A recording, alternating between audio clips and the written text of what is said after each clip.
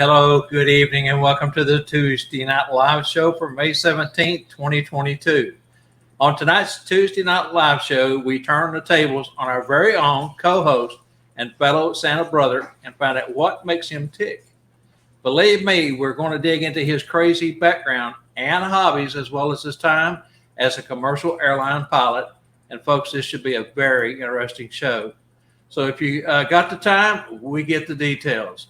Please stay with us. We will have a lot more right after this. I'm Santa Bob McMasters, and this is Tuesday Night Live.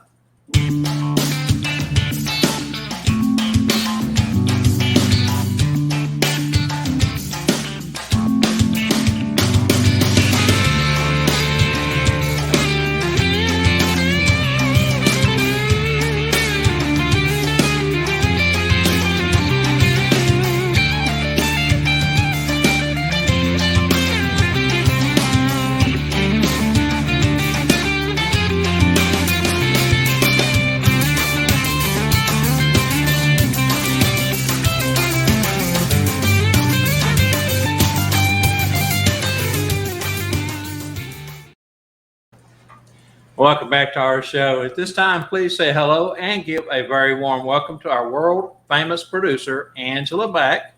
She's in the background over here. She and I was talking before the show that everyone is going to enjoy tonight's program because we get to put Uncle Barry on the hot seat. This is week 19 of season 2, and it is really hard to believe that these weeks are going by so fast. This week, we have another great guest who is no stranger to this show as our Tuesday Night Live co-host, and before climbing into the red suit, has had an interesting life and story.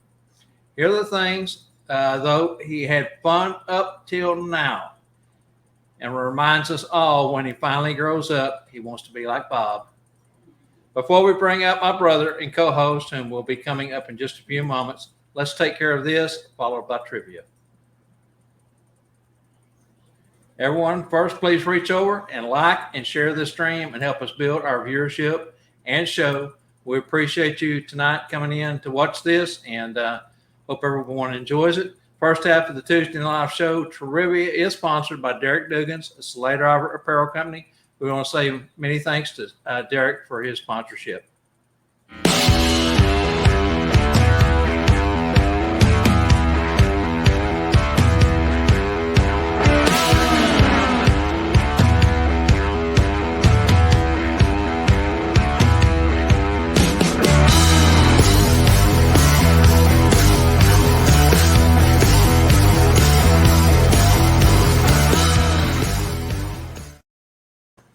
Tonight's trivia is movie trivia. We're going to stay with that theme.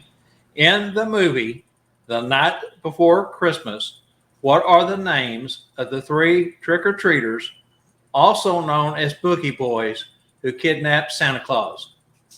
In the movie, The Night Before Christmas, what are the names of the 3 trick-or-treaters, also known as the Boogie Boys, who kidnapped Santa Claus? As always, if you won in the last 30 days, you are in timeout. So give someone else a chance to win here. Go ahead and start submitting your answers, and we will reveal the answer to this and Spangle's trivia question at the end of the show. And as always, we will put up the winners on the Set Bob's Live group tomorrow once we hash through and find out who the true winner is. All right, so before we bring in Barry tonight, I'm going to bring in a co-host. Everyone knows who this guy is, Spangle the Clown. Going to join us at this time. I'm not here. Oh. Hey, man. Hello, everybody. So let's roast Barry. You ready? Oh, I'm ready. All right. Tonight's special guest hails from Littleville, Alabama, where he was educated as a graduate from Hackleburg High School in 1984. Then he stumbled into Louisiana Tech University, where he graduated in 1988 with a Bachelor's of Science in Professional Aviation. Once on a flight from Memphis to DFW International, he was heard saying over the intercom, "Hello, this is your captain speaking. Thanks for flying with South." I almost said the wrong thing there, did it? Northwest. If you're traveling with a small child or someone who is acting like one, secure your mask first and assist them with theirs. Pull the strap tight, breathe like you've never breathed before. In the event that our airliner becomes a cruise liner, you may use your seat cushion as a flotation device. And his co-pilot responded, "Punch it, Chewie." Before we get too deep into telling his story, though, let's bring him in to do just that. Please welcome tonight's captain, Captain, Mr. Barry E. Cummings. All I got to say is Chewie. Chewie. I thought I was Han Solo, Bob. There you go, man. Hey, everybody. Glad to be with you tonight. All right. So, gosh, man, let's not waste any time. Let's get into it. We've got a lot to cover tonight. So, all right. So, sorry if we kept you stuffed away in that closet back there too long. I know it was a little stuffy in there and all, but you're right now. You can breathe. Just breathe real hard. Breathe deep. So, let's get started because everyone is here to learn more about Barry before the red suit, then later on we'll talk claws. Let's start by going back to your childhood days and tell us what your favorite Christmas gift ever was. I had a lot of Christmas gifts as a child, but this right here is a picture of me. My very first visit with Santa Claus. And about a year after that, I asked Santa for a mini bike this time. And of course, I didn't get it that year. You had a beard when you were a kid? No, I didn't have a beard when I was a kid, but I did ask him for a mini bike. But that next Christmas, I come out underneath the tree, and there and behold was a Honda 50 mini bike. And there's no telling how many thousands and thousands of miles I put on that thing. And anybody in Millport, Alabama, will tell you I had one speed, and that was wide open. And the very first time I got on it, that thing popped a wheelie out from under me, and I wasn't going to let my motorcycle go. So I hung on to the back of that thing and rode it for a while till I got it down. But the second time was successful. Then I started going Evel Knievel on it. So that was my favorite Christmas gift as a child. That's pretty cool. I had one of them little mini bikes too. Had the 5 horsepower Briggs and Stratton motor on it. I was the same way, man.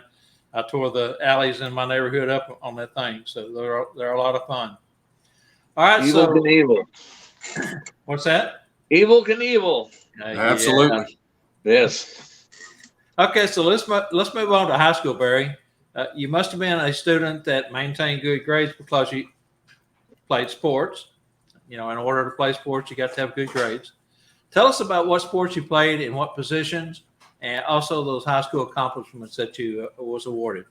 Absolutely, and I'll be honest on the grades. I was probably an average student. I could have applied myself a lot better in that area. And when I got to college, I had to apply myself or I was going to flunk out. But I played football and baseball, excelled in football. Was fortunate enough my senior year to be first team All-State, all-conference, all-county, and voted by my teammates as most valuable offensive lineman. And in 2011, I was fortunate enough to be elected into my county sports Hall of Fame where I went in for playing football there at Hackleburg High School. And my Uncle Max Ray, my step uncle, was my very first football coach, and he inducted me there at the Hall of Fame, and that was such a pleasure. And Uncle Max was a former lineman for Mississippi State along with 2 of his brothers, and he was my very first football coach, and he taught me right from the get-go. That's a lesson we can learn as a Santa Claus, the importance of learning it right the first time in the beginning because you establish good habits, the right habits. And this applies to Santa, you know, right habits equals right results. That's true. You know, habits are habits that you built within your repertoire or whatever. It's kind of hard to break. So do it right the first time, then you're in good shape on that one.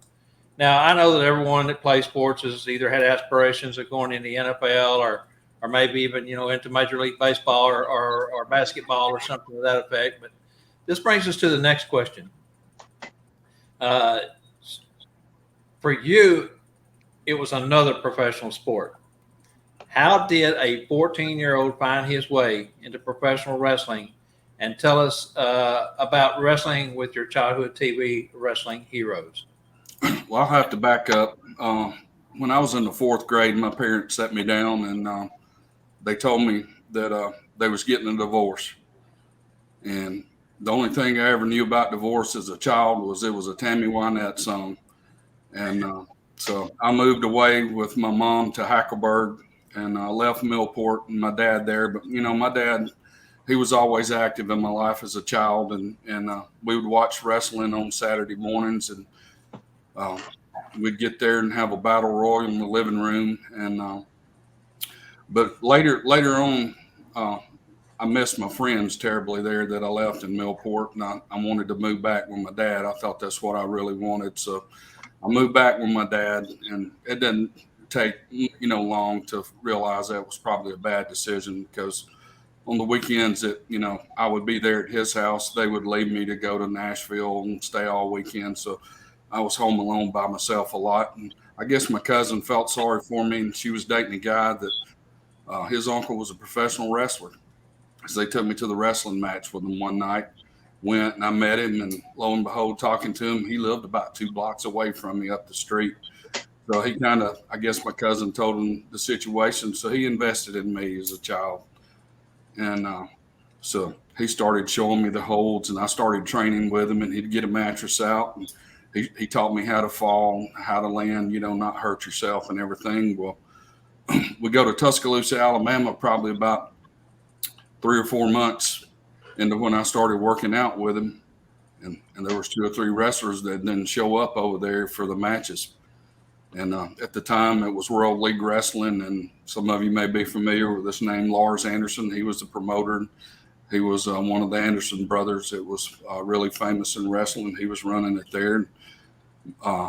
Phil Peanut Strickland, the guy that trained me, he told him that, I could wrestle, but, I hadn't been educated on the secret and everything. So he got back there and he saw what I could do, and he decided to suit me up and put me in the wrestling ring. And he didn't know I was 14 years old. They thought I was 18. And so I wrestled my first professional match. I borrowed a set of boots and trunks, and I wrestled my first professional match that night. Next week, I made my debut on World League Wrestling on TV as Barry Cummings. I was a babyface wrestler. That's the good guy. And did that for a while, and then got the call up to Georgia Championship Wrestling over in Atlanta, Georgia. And I didn't get to see that because it didn't have cable in rural Alabama, but went over there to work the matches and walked in the room. And at the end of this big, long table, there sits one of my childhood heroes, the American Dream, Dusty Rhodes, Bruiser Brody, the Fabulous Freebirds, Superfly, Jimmy Snuka, the who's who of professional wrestling in the 80s. And had a handicap match that I wrestled, and just so happened to be against Bruiser Brody. And those of you familiar with him, that man was about 6'7", probably 300 plus pounds. Used to be a former lineman, I think maybe for the Atlanta Falcons or the Washington Redskins. I can't remember. And before the match, we was talking, and he had one request. He said, "I want you to be aggressive, Barry. Be aggressive." Yes, sir. Yes, sir. And so I was aggressive, and I was so aggressive that when he threw me out of the ring, I went over the top ropes and landed in the laps of some ladies there in the second row, and went come plumb through the first row, landed in their laps on the second row, and looked at them and said, "How y'all doing?" And he tagged the partner out there, and of course we lost the match, but that was pretty cool. But that was my journey into the wrestling ring there. Did that for a while, and then if you look over my shoulder right here, you'll see my old ring war mask that I wore and a pair of boots. I got to wrestle later on for Southeastern Championship Wrestling as one of the assassins. Yeah, so you wrestled professionally from 80 to 89. You had mentioned Hacksaw. Everybody remember Hacksaw because of the 2 before. I guess it was right? That's right. Yeah, Hacksaw's not doing too good right now. He's been going through cancer and everything. So remember him in your prayers. Certainly will. Certainly will. So inquiry minds want to know, and you hear this a lot behind the scenes. Folks talk about, is it real? Is it fake? The one thing they ask the most is the blood real, and what is juicy? The blood is absolutely real in wrestling. Professional wrestler is probably the only professional athlete that actually bleed for their fans. And you're talking about juicing as It's where you fix a razor blade and you cut your head many times. You probably don't see it as much these days as you did back in the early 80s and stuff. But a lot of guys, Ric Flair, if you watch some of his old matches, Tommy Wildfire Rich used to wrestle with Tommy. He would do that often with a blonde hair, cut yourself and bleed. And people think, you're busted open and, buy a chain or a bat or something or a chair. And it's just, what we call juicing, But, that blood's real, but also the blood that was shed for us by Jesus on the cross was real too. And I want to bring that importance up also. That's very true. Very true. So, we kind of went through the first part of all this. So at this point, let's just go ahead and take a short breather here. We've got Spangle with us already. So this is where we normally bring him in and do a special product announcement. So hang tight, Spangle. Right after this, we'll let you go ahead and do our Showstopper special.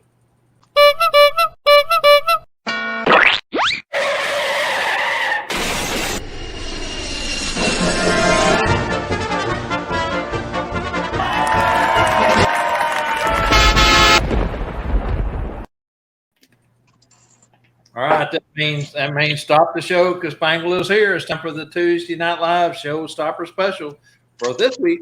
SupperSanta.com Showstopper special. Let's see what Spangle's got up his sleeve this week. This week we got the business card case. This leather-like case is really, really popular. Seems like no matter what convention or where I end up at, these always sell out. They're $20. They're real nice. Put all the business cards you want in there. Kind of a magnetic closer so it doesn't open up. Real fancy. Santa red. Anyways, these are $20. We're doing them for $15 and you don't even have to pay for shipping. So get with me. Let me know if you want one for the missus, one for the spare. How many you want? We'll get them to you. We'll get them in the mail tomorrow. That's correct. And the good thing about that is it is a week-long special. Runs through next Monday. I believe that would be the 26th. So reach out to Spangle, grab you some of those. Those are great to have. You can stick them in your shirt pocket, stick them in your side pocket, your rear pocket. Just have them handy, have them on set with you if you're allowed to give out cards on set or, wherever you may be working during the Christmas season. But those are fantastic. I guess you can also put your credit cards and stuff in there. Are they, what do they call it when they're not, can't be read through like credit cards or? I'm not going to tell you they are. I think I read one time that they were, but I won't tell you that they are. I wasn't sure on that. RFD, isn't it? Yes, that's correct. All right, so heck, let's do the next thing. These are RFD, real freaking desirable. Really. Hold on, somebody said how much are they? They lost audio. They lost audio. How much are they again? Tell them one more time, Spangle. They're $15, normally $20. They normally ship for $9, but we're going to ship them for free. So that's 50% savings. And when you look at it, you're saving $14. Yeah. Yep, for sure. That was Ray Bradshaw that asked that question. So Barry wishes he had one. Barry does have one. all right, so let's do the next thing, Spangle. Hang tight.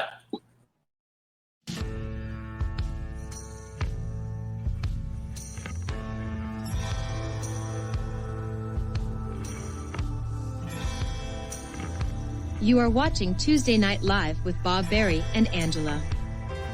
Sponsored by StuffForSanta.com and SchoolOfSantas.com, where you can find everything you need for your Santa and Mrs. Claus professional business. Remember, if Spangle ain't got it, you just don't need it, so contact Spangle today for all your red suit accessories and more. And be sure and tell everyone where you got all that cool stuff. Now back to our show with Bob Barry, Angela, and, of course, more Spangle with trivia fun.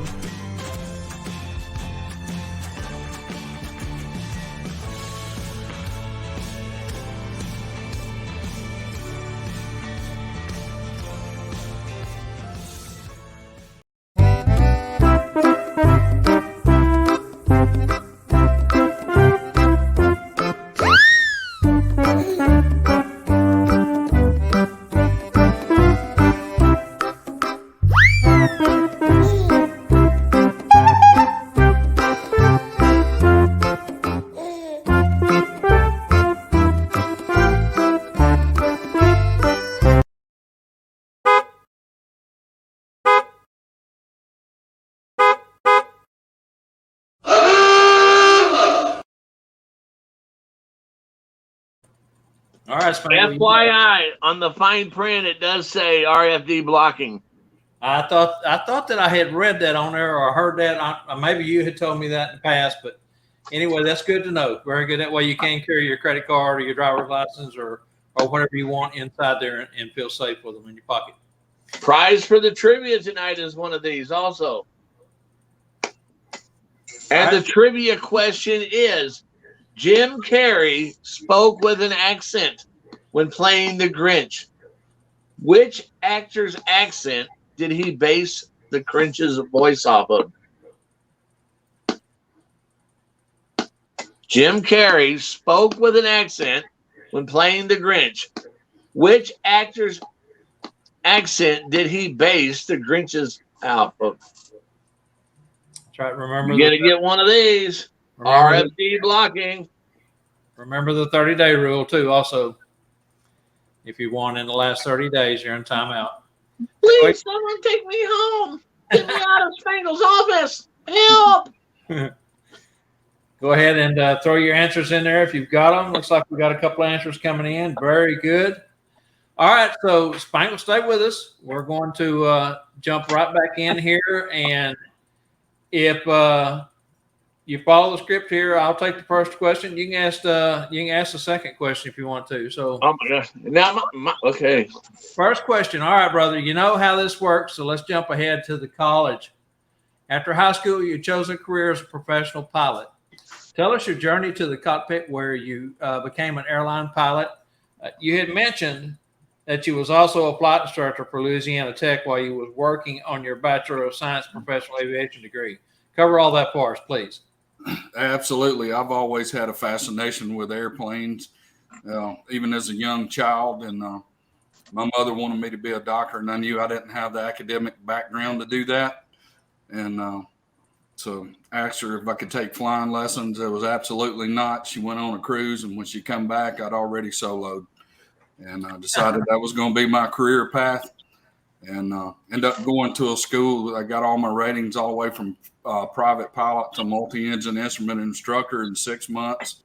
Busted my hump to do that, and applied to Louisiana Tech University. They was giving me credit for all that, and also going to hire me as a flight instructor. So I was able to build flight time while going to school there and finishing out my Bachelor of Science in professional aviation. So when I graduated, I would have about 1,500 flight hours. So it was a great career choice for me, and just absolutely love that. And being an airline pilot for Northwest, where I was crew based in Memphis, absolutely blast. I miss it tremendously when the weather's nice. When the weather's terrible, I don't miss it at all.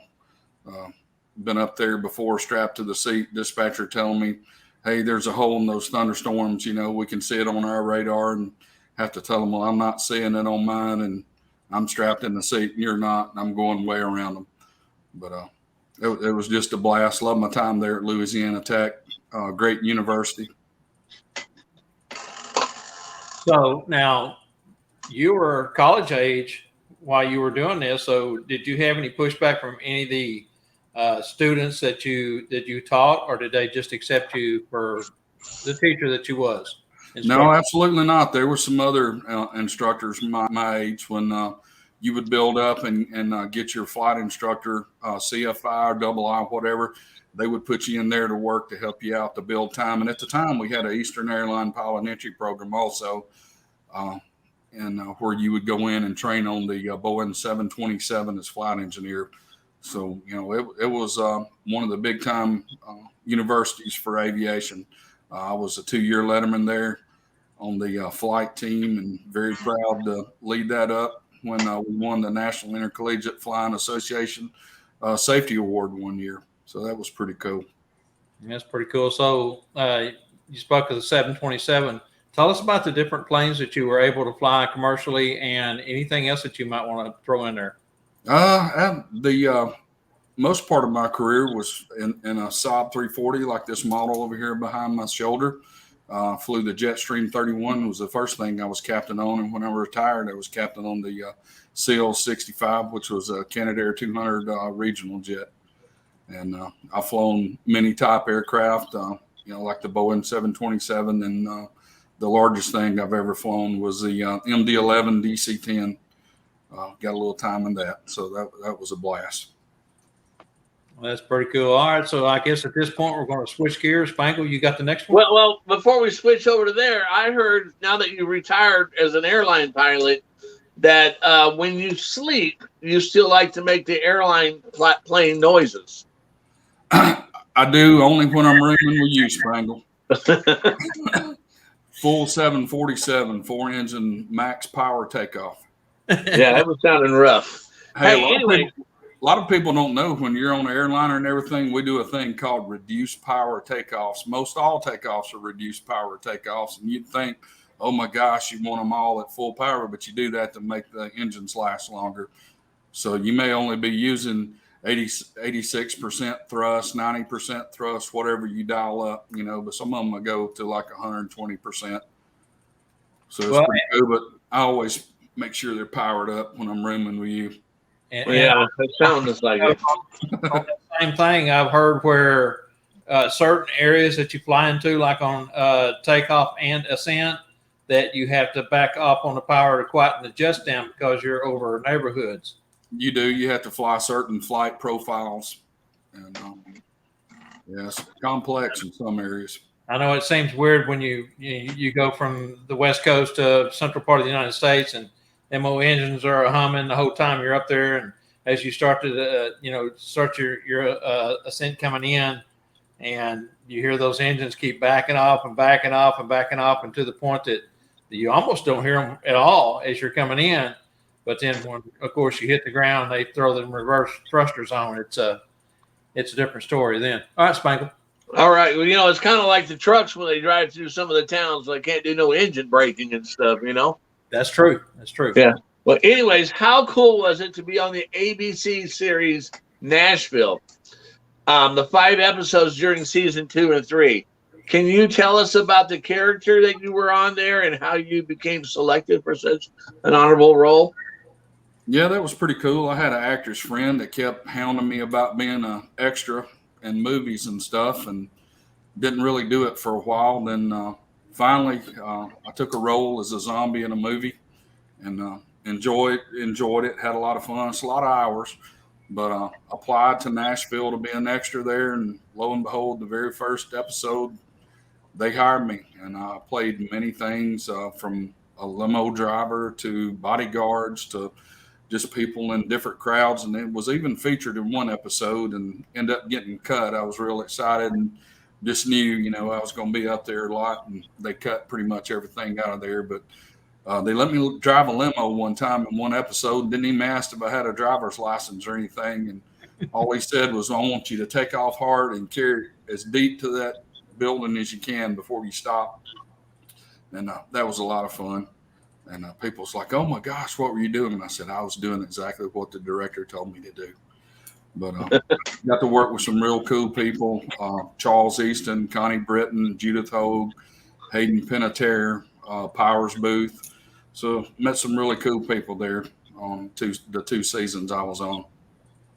Very nice. Go ahead and catch the next one, Spangle. Go ahead and catch the next one. Then you moved up per se to the big screen with a role in the movie Selma.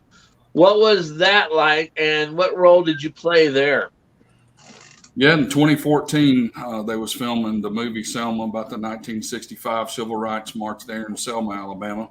And I was cast. I applied and was cast as Oprah said. I was a racist police officer, a Selma police officer in the movie.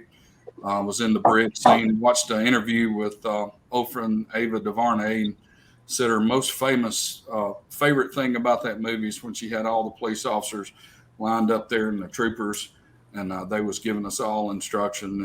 And I was one of those in that scene, and was in that movie we filmed. I think it was the last part of June of 2014.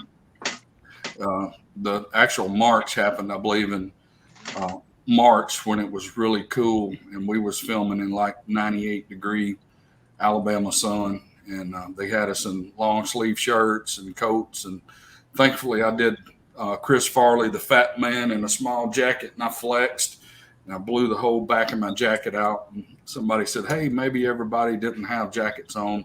Would you mind not wearing one? And I said, I volunteer for that. So got out of having to wear one of those hot jackets, but it was a long 3 days on set there, but it was pretty interesting to meet all those folks that was in there and be a part of history. That was the year I was born, actually. So got to kind of see what it was like, in 1965. So did anybody recognize you like after the show when you're out at the grocery store or anything like that? Well, I had to go in and they asked me at the time, I just had a goatee, and they said, you're going to either have to be clean shaven or have a mustache. And I said, well, if I'm going to be a police officer, I want to be just like Buford T. Justice. So they give me this little thin mustache and everything. And everywhere I went on set, all these police officers was pointing at me and all the time. It's like, oh my goodness, what in the world have I done? And I finally went over to the guy and said, why are you pointing at me? He said, if you go to our police precinct back there, we have pictures, and you're the spitting image of one of the officers we had in 1965. So if you had a little cigar in your mouth, you're him. So that was pretty interesting. So did people ask for your autograph? Absolutely not. Oh, well, can I get your autograph? Maybe sometime you'll be. Yeah, nice maybe on the bottom right-hand about, corner of a check. if you not harass me about snoring so loud. Yeah, bottom right-hand corner of a check, please. Oh, that's too funny. All right, so let's jump into this part here, Barry. You had a life-changing moment in 2001. You had to have open heart surgery. You want to tell us about that? And of course, that's what ended your career as a commercial pilot. Yeah, absolutely. My life did change in 2001. And I tell everybody I had 2 heart surgeries actually in 2001. First heart surgery would save my life, but the second heart surgery I had would save my soul. But started feeling bad, and I went to the doctor. My blood pressure was astronomically high, and put me on medicine that wasn't working. So, sent me to the specialist doing all these tests, and finally did a heart cath. And it's like, lo and behold, I did have some blockages. And at the time, there was no stents small enough to stent those. So the only option I had was to have my chest cracked. So it was August 2nd of 2001, I had a quadruple heart bypass. And after that, I had a little rough time in the recovery, ended up with a staph infection in my chest, and won't go into all of that, but it was pretty rough go there for about 1.5 years. Yeah, I got to tell you, dude, as an airline pilot and get so many folks behind you that's in your hands, it's a lot of stress. They say stress also plays a part in, heart attacks and those sort of things. Of course, if you had blockage, that was a different story, but there's a lot of factors that lead up to those that cause that to happen. Yeah, I'm having a bad day. The people behind me is probably going to be having a bad day. Nobody wants to hear, ladies and gentlemen, anybody fly an airplane, they don't want to hear that over the intercom. So I was professional and did the right thing and, took myself offline. Yeah. All right. So, for me, and we'll get to my story here week after next, but racing was my passion for years. That's all I ever wanted to be, was an old dirt track racer and, race cars. And you was a racer. I don't know that a lot of people know that. Let's talk racing. Tell us about your short racing career and the different things that you drove and how much fun was that? Absolutely. It was a blast. I've always been a speed demon, and anybody will tell you, like I said earlier, I had one speed and that was wide open. Even broke a go-kart one time I got into 7 times, just being so rowdy in the thing. But started racing dirt cars and got into go-kart racing. Actually, I raced those all over the Southeast, got pretty good at it. Being about 200 pounds, I had to race guys that was a lot lighter, so I got good at setting those things up. And I started doing real well when I would go in and race in my own weight category. I'd pretty much dominate. So it was Christmas of '87. I said, man, I'm going to go run Daytona. I did. I went and ran Daytona on the go-kart, and that was such a blast. And my first experience with drafting, I was probably out there at about 105 miles an hour on a go-kart. And guy kind of come up in front of me, and I sucked up on him real fast, and I made that go-kart fly. I went completely over the top of him at about 100 and something miles an hour, landing on all four wheels, didn't check up for about another lap, come in, and so, man, that was interesting. So that was a learning experience, but it was a lot of fun. And moved on from there, went into the mini sprints, the little midget cars, the wing ones, and that was a bunch of fun. And everybody got upside down and had some pretty nasty wrecks. And I decided, well, I've got this career as a pilot, and I really don't want to get hurt and mess that up. So I decided to retire from racing while I was still healthy and everything was still intact. Yeah. Now, was you married at that time when you was a pilot and racing? Had you already had your daughter at that point, or? No, my daughter didn't come along till 2005. This was 1989 when I got out of that and got married. Yeah, I took a period off to raise my two children, and just didn't feel good about taking the money, the extra money, and I never took away from the family. I always found a way to buy the things I needed, but I got back in it in '89, so that's kind of where the similarity there for you and I.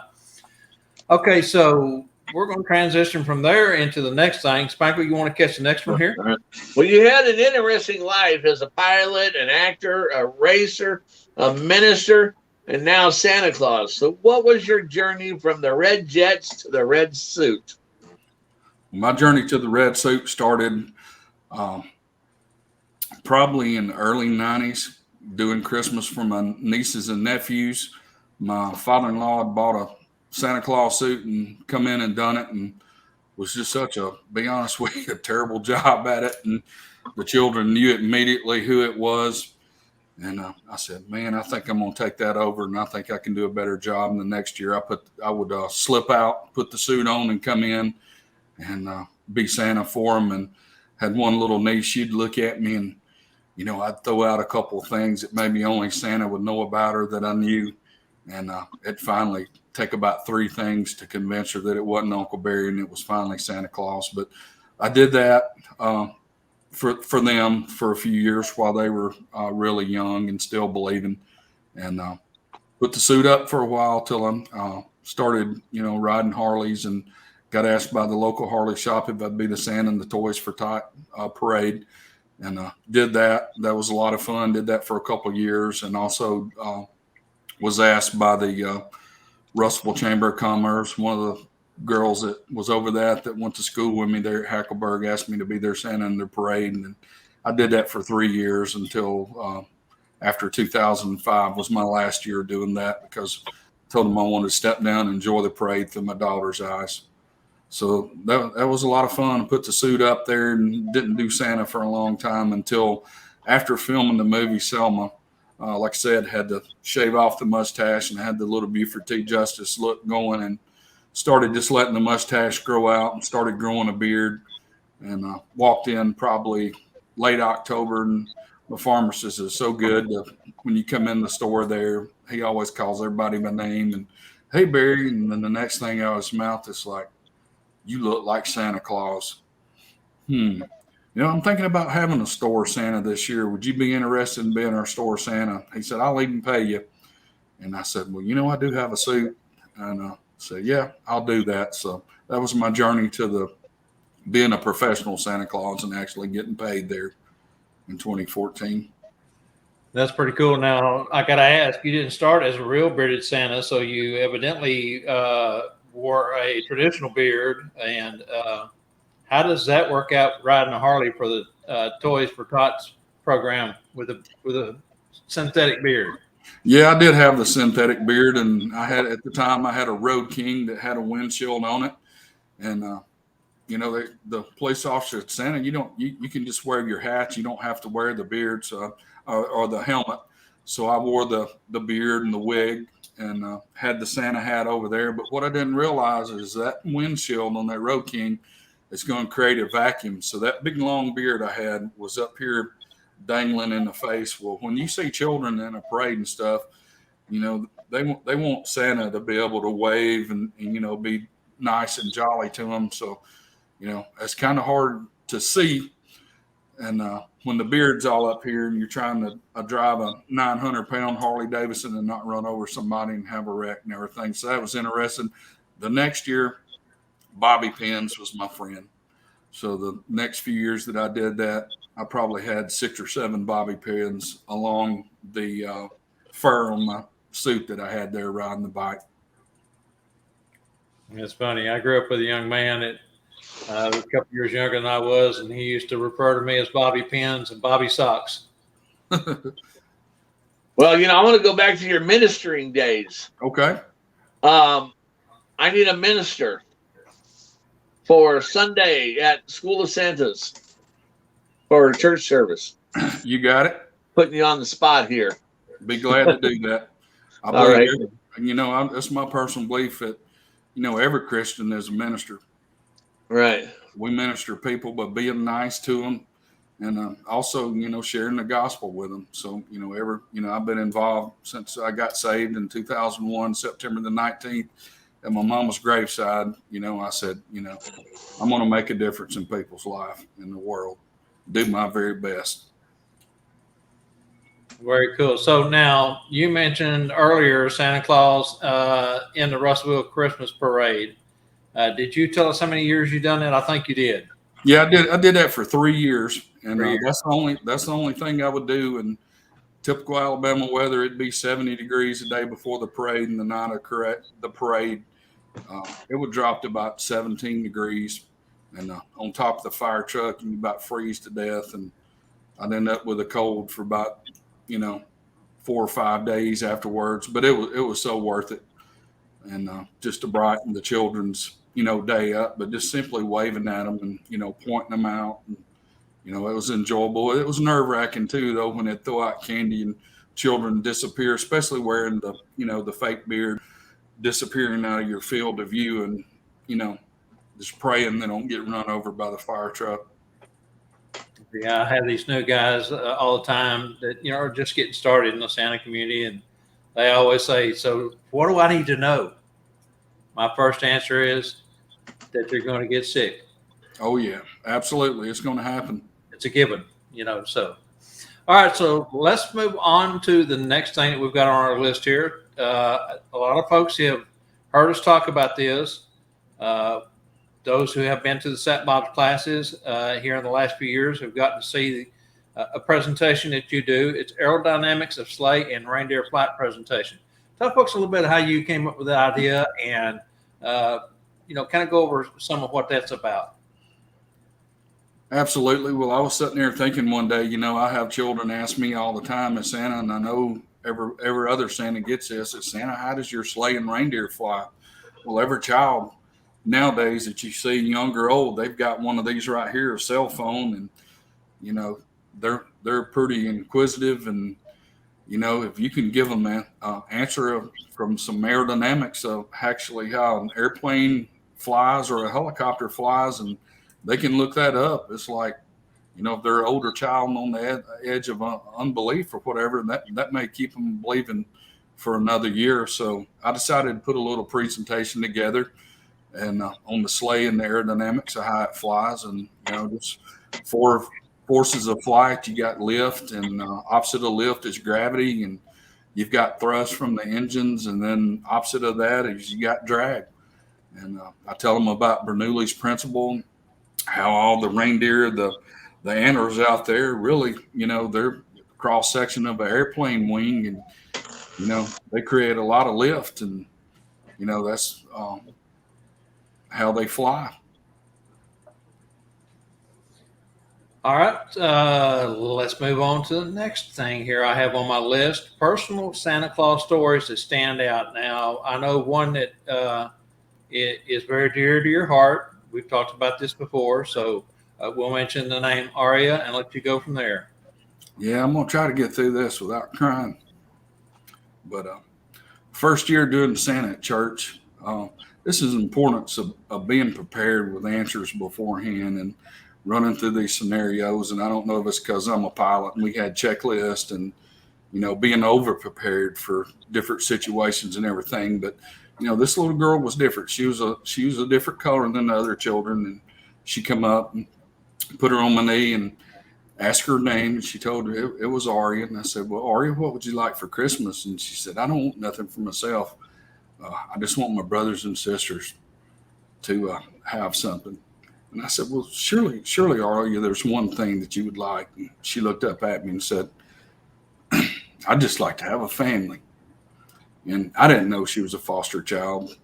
So I told her, Aria, I said, how would you like to be in Santa's family? Santa would love another daughter. And I said, you know what? You're in God's family too.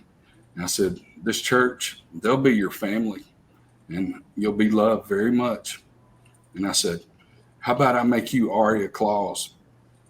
So I hereby declare you Aria Claus, and touched her little nose. And it was just like the greatest thing in the world to that little girl.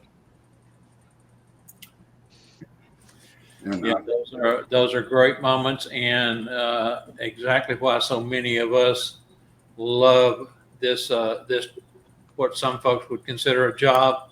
It's not a job to me. It's a calling, and I think we all feel that way. Absolutely. But I talked to the children's minister and found out about her, and Aria had brain cancer, and kind of been abandoned by her family. And she was with this foster family, and I asked them, I want to talk to her foster parents about what she told me. And they introduced me to their parents. And I said, hey, I told her that, she was going to be part of my family. I said, it's okay if I write to her. And I said, oh, that'd be great. So, I'd drop her a card every now and then. Very cool. Spangle, you want to catch number 4? Sure. I want to know about the little boy. I mean, you went from such a kind story, a good story, but the little boy with the messed up teeth that was always being bullied. Do you remember him? Yeah, I do. Foster children are pretty special to my heart because of Aria. And I had this little boy one time come up. His coat was zipped up over his head. And, they kind of got him up there to me. And I said, what's wrong, buddy? They said, I'm ugly. People make fun of me. And I said, why do they make fun of you? My teeth are messed up, Santa. And I said, unzip your coat and sit up here on Santa's knee. And so he did. I said, will you give me a smile? I said, he smiled real big. And I told him, I said, you've warmed my heart so much. I said, that's the greatest gift I could get right now. It's your smile. And I told him, I said, you know what? Santa was different when he was young. It's like, really? He's like, yeah, Santa. I said, I told him, I said, I was a little bigger than other children when I was young. And, I got bullied for being too big. And I said, look at me now. I'm Santa Claus. I deliver toys to children all over the world. And I said, you can really be something special. I said, you share that smile with other people. And I said, you bring joy to their heart, regardless of how mean they are to you. And that little boy, you'd have thought he was Superman when he left there. So they're near and dear to my heart. Yes, sir. Any of us that's been doing this for a while have stories exactly like what you're talking about. We've all been through it. There's been times that I've even wrote down onset. I know we're supposed to be strong and supposed to maintain, but I've went through some of the same things. Spangle, you want to catch number 5? Yeah, a little bit about the divorce care ministry. Didn't you have a ministry in that field? Absolutely, I still do, and never thought I'd be going through that. But in 2007, went through a divorce, and went through this ministry called divorce care through this one church, and was hurting so bad. And I made up my mind. I said, I am not going to be bitter. I'm going to be better. And that was my mantra. I'm going to be better, not bitter. About halfway through it, I knew God was going to be calling me into that ministry. And so I've been helping people heal and recover from divorce for about 15 years now. And hope I've made a difference in people's lives. And if I can help the parents heal, I can help the children that way. Because if the parents get themselves healthy, then a healthy home and normalcy in the home is not a broken home. It's a home filled with love, and it could be normal being a single parent home.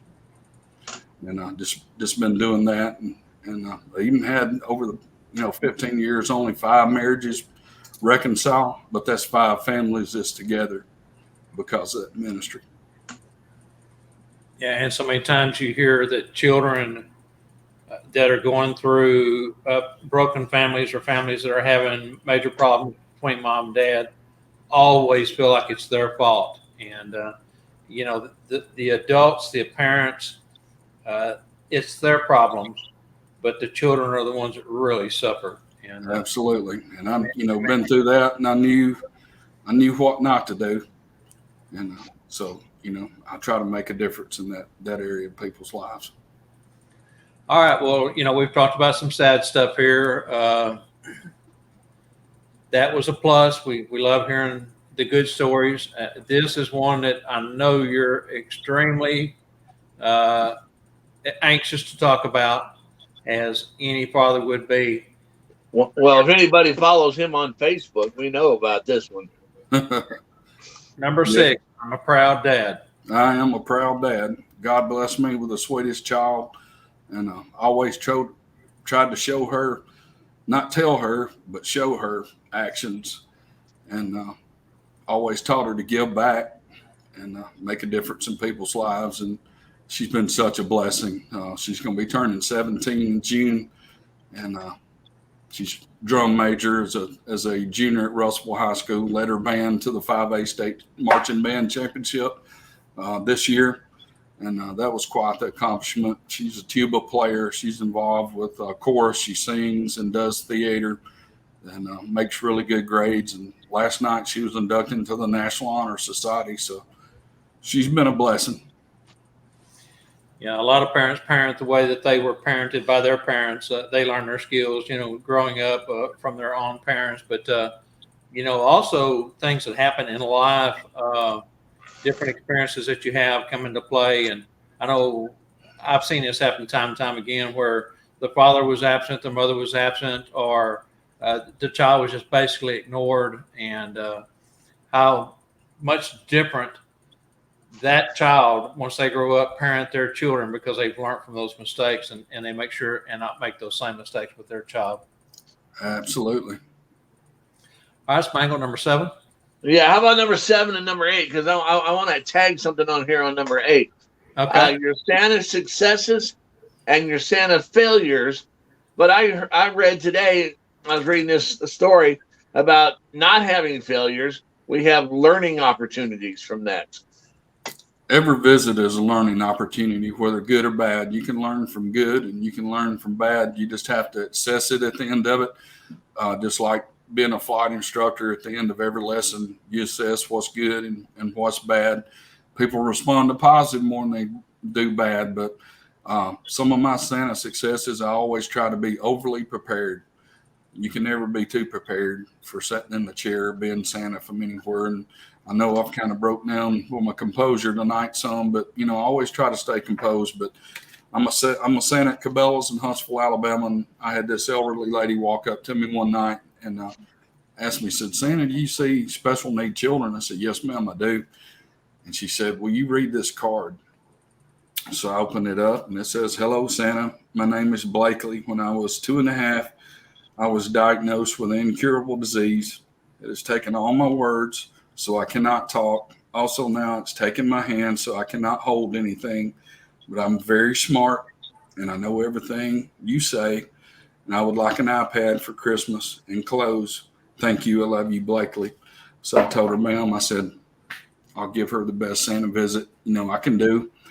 And, that's why it's important, if you can get connected with other Santas and learn and go to a school, it helps lean on others' experiences. So I told her, I said, when you bring her, I'll close down the line and we'll do a visit for her. So, about an hour later, they show up. And of course, at that time, there'd have to be about 30 people in line, but I just had them to close the set. And they brought her up there, and the only way she could communicate is blinking her eyes. So I asked her parents, I said, would it be okay if you put her in my arms and I hold her? And over there, we have these big, beautiful stuffed caribou reindeer on the set. And her dad laid her on my shoulder, and I took her around and, just talked to her. "Blakely, I'd like to introduce you to Donner and Blitzen."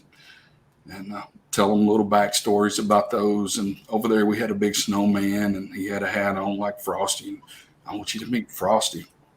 Do you know that when he takes his hat off or puts his hat on, he always says happy birthday, just little things like that. And then I decided to do something in the visit I don't normally do. Always try to smell good and wear this cologne, this chocolate spray. Everybody loves it in the store. And I kid about smelling like a 240-pound Tootsie Roll. But I took my gloves off and I give them to her because you know what? She can see those and she could probably smell those. So give them to that. And the parents were just overjoyed.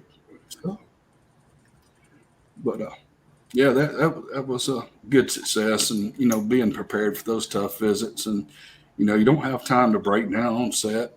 So, you know, as they're walking off, I have to go over there and keep being really wiping tears. So I just go over to the reindeer and act like I'm talking to them and rubbing their nose. And, you know, then it's time to step up to the next child and you got to be on from them. But a failure I'll share, this is probably common, it's kind of hard to tell some gender of the children now, the way they are. And it was, I guess, my very last visit of the 2020 season when we was behind the glass. These two children come walking up with extremely long hair. And instead of saying, "How are you children doing today?" I said, "How are you girls doing today? It's good to see you." And one of them goes, "I'm a guy or a boy." And it's like, oh my goodness. I said, "Well, I was just admiring that nice hair you had." I said, "Have you heard of the Chicago incident?" They said, "Chicago incident?" I said, "Yeah, the Chicago incident." I said, "Come over here and let me tell you about that. I was running late last year over Chicago and I was really fast and I was trying to slow the sleigh down." I said, "I decided to peek up over the edge of the sleigh and see where I was." And I said, "You know what happened? My hat flew off." And I said, "Not only did my hat fly off, some of my hair flew off." And I said, "I would love to have hair like that." So I was able to kind of salvage that because I thought, oh my goodness, I'm going to make a family mad by, you know, thinking the little boy was a girl because I couldn't really tell. So that was a learning experience. So, you know, there's things you can learn on positive experiences and you can learn things off the negative too. Yeah, it's so true. You know, and I've been guilty the last couple of 3 years of making that same mistake more than once. And I've told myself, you got to, you know, try to start remembering and not use boy or girl until you're, you know, absolutely sure that that's what you have in front of you. I guess. Absolutely. All right, brother. At this time, let's go out to our viewers tonight and ask them if they have any questions or comments for you. I know there's been some stuff popping up here. Kat here says that you are wonderful, Barry. Oh, that's sweet. Hard to believe a former professional wrestler would go toe-to-toe with some of the biggest in the business. Is kind of a crybaby and has a soft heart. But, Okay, so Sal said, what was your favorite destination besides the North Pole? I always loved flying to the Gulf Coast down there, being able to see the beach and fly over that. That was always fun. My least favorite was those congested airports like DFW and Atlanta. The international airports are big and crowded. Denver, you know, Atlanta, LAX, Atlanta. There's some big ones out there that you just, if you can stay away from. You know, here in Dallas, we have Love Field, which was the original. It's right on the north edge of downtown Dallas. And then they built the big DFW airport out between Dallas and Tarrant County, Fort Worth. And I try to fly out of Southwest there at Love anytime I can to avoid DFW. Sal, I wasn't flying on 9/11. I was recovering from open heart surgery then. And but man, what a day that was. I mean, it just unreal. Mm-hmm. Yeah, Bruce had mentioned how they had diverted a bunch of the flights up there to his little island in Newfoundland. And Blissland said, I would love to pastor church service with you, Barry. That'd be awesome. You're welcome to. Well, hey, she's coming to Branson, correct? I think we got 2 now. There you go. There you go. I can't sing And Jamie, you know my opinion on spiders. I'm only afraid of two things. And one of them used to be a clown, and Spangles kind of helped me with that. And the other one is spiders. Boo! And man, spiders can make me get very athletic. I saw a cartoon on Facebook recently that had two guys in a forest with a pathway, and they were both hunters. They got their outfits on, and one says to the other, the only thing that I'm more scared of than a clown is a bear.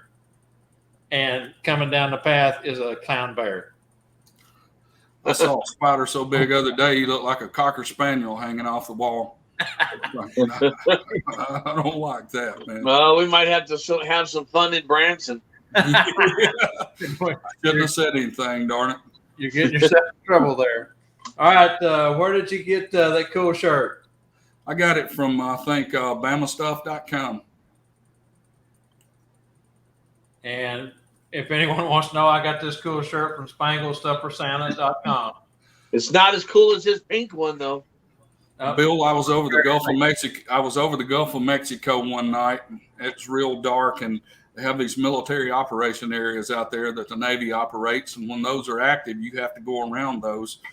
And so I turned out to the west where it was real dark up at altitude. When I was turning back, I saw this big giant spear up in there, and I'm telling myself it's Venus, but I don't know. I think it was a planet. But when you're up above the haze layer that high, everything is so crystal clear.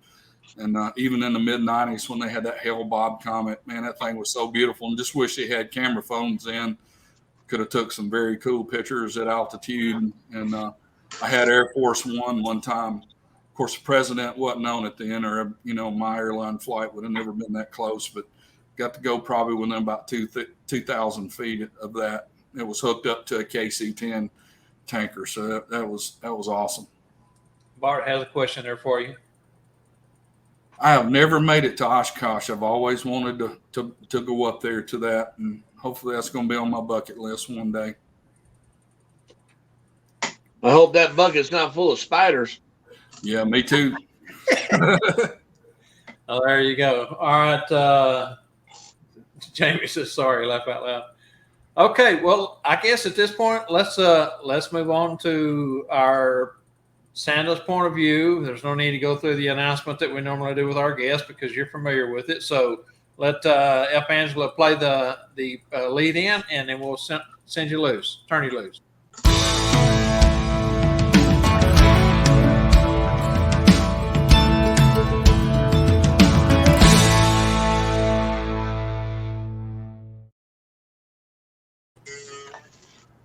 All right, the point of view tonight is you cannot be over-prepared as Santa.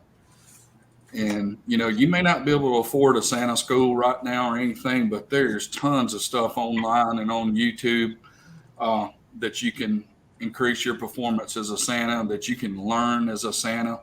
If you have to, take 15 minutes a day and take a card like this right here and prepare it for tough answers. So when you're there on set or when you're visiting a child, that you'll have some of those answers canned in your head, sort of like an emergency checklist that you can go to and have those tough answers for children and maybe even parents and everything. And, educate, and educate. Be prepared, because you never know when you may have a visit come to you like Blakely that may be an end-of-life visit, or a child that asks you for a family or something, something that's totally not what you're expecting, or, a child that's being bullied or something, how you can make a difference in a child's life. So be prepared and, take time to work on your craft, get connected with other Santas. If I can ever help anybody out or whatever, I'm no further than a text or an instant message, and I'll get back to you as fast as I can. I promise. All right, before we move on to the next thing, Santa Tom up in Vancouver, Washington wants to know, are you still in contact with any of the pro wrestlers? I'm not. I stay away from it, sort of like racing. I watch it on TV, but I don't go to any of the races because I would probably have that bug to do it again. And, you know, especially wrestling, there's no way I could do it again with my chest wired together. But, you know, I'd like to see some of those guys. Unfortunately, a lot of the guys, you know, passed on now. One of my good friends, Terry Gordy, it was one of the fabulous Freebirds. I think he had a heart attack. And the guy I wrestled there at Georgia Championship, my first TV match there, Bruiser Brody, he was killed in a locker room incident in Puerto Rico. So, you know, a lot of the guys are not with us anymore, getting old and passing. Dusty's passed, and, you know, some of the greats have gone. It's true. Your co-Santa over there at Cabela says it's an honor to share the chair with you. Thank you, Tommy. It's always a blessing spending time with you, brother. All right, so let's go ahead and reveal tonight's trivia answers. And we failed to do something for the Sleigh Driver apparel. I'm going to go ahead and give the answer, and then we're going to run the little commercial that we have for Derek that we failed to do. In the movie The Nightmare Before Christmas, what are the names of the three trick-or-treaters, also known as Boogie Boys, who kidnapped Santa Claus?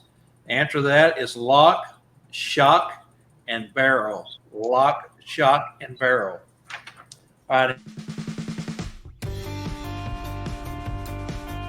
The first half of tonight's Tuesday Night Live show is brought to you by Derek Dugan's Sleigh Driver Apparel Company. You can find Derek's store on Etsy.com/shop/Sleigh Driver Apparel or contact Derek Dugan for all your custom apparel needs. Now back to our show with Bob Berry and Angela. This is Tuesday Night Live.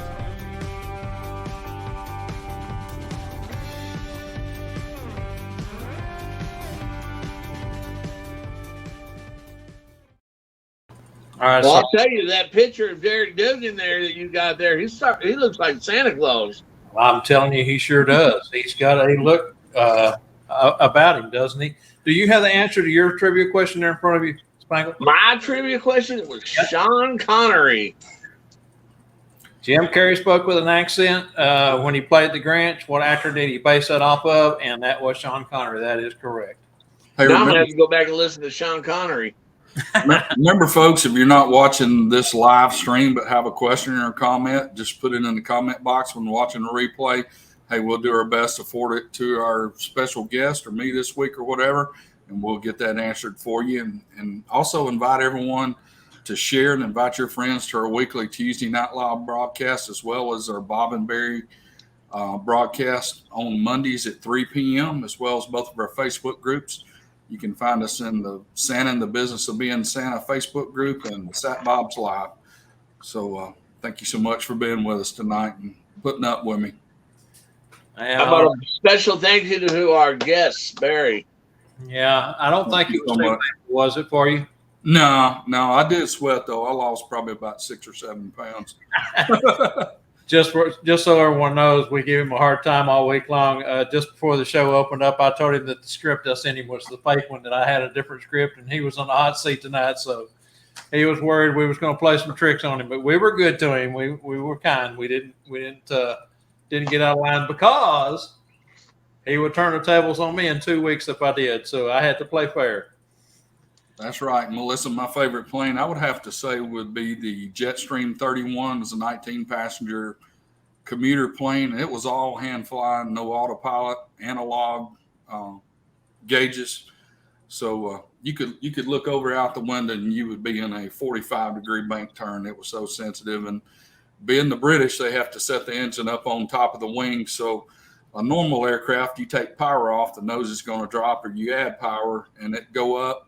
Well, this airplane was totally opposite. So you had to, just pretty much learn to refly the thing. But I was sharpest when I was flying that bird. So Tom mentioned Mankind. We're talking wrestling again. Absolutely.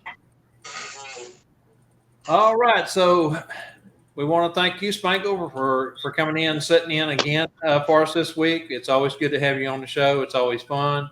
We want to thank you as a sponsor, as well as Derek Dugan for his sponsorship for tonight's show.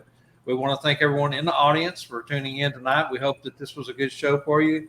Hope everyone enjoyed it. And, of course, you can always catch the recorded replay of this and every Tuesday Night Live show as well as the Bob and Barry live preview shows on Monday.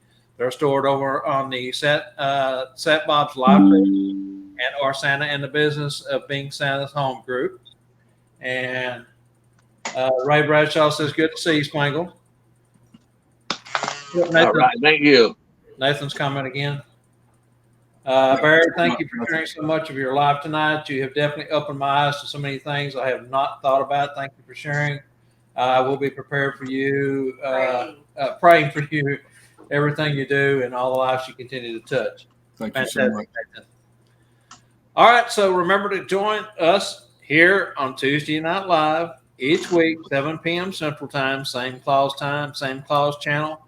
Thanks again, guys. Thank you for tuning in. We want to say God bless to everyone. Until next week, Monday and Tuesday, don't forget, what else you going to do on a Tuesday night? Barry, why do we do this?